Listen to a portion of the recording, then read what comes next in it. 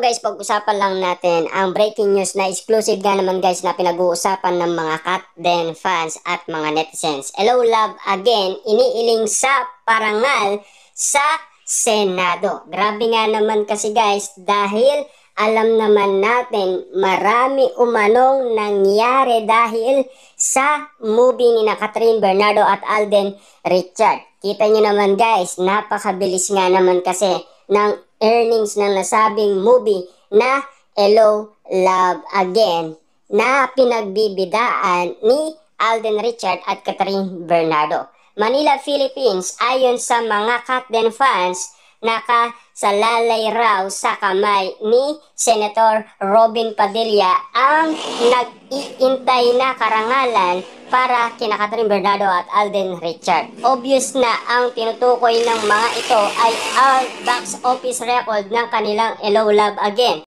na naka 1 billion worldwide gross na. Now on its third week, nakadagdag pa ang mga theater na pinagpapalabasan nito. As of latest count nga, aabot sa 700 theater worldwide ito mapapanood ang nasabing movie ni Alden Richard at Catherine Bernardo. Kita nyo naman guys, no? Obvious na obvious nga naman kasi.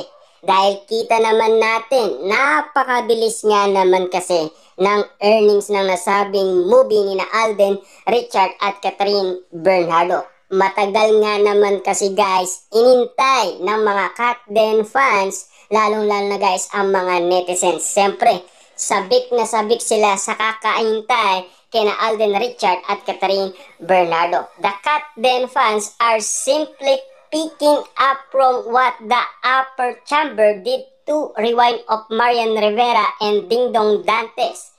Naka 1.2 billion mark na ito last year, which means binura ng Hello, Love Again ang record nito. Siyempre, alam naman natin guys na talagang buburahin niya ni Alden Richard at Catherine Bernardo sa tulong ng mga Katden fans at ating mga kababayan, mga Pilipinong nanood sa ibang bansa, lalo-lalo na guys ang mga netizens. Siyempre, nagulat din naman kasi guys ang mga Katniel fans dahil sa mga naririnig nilang bali-balita na meron kissing scene at bed scene kina Katri.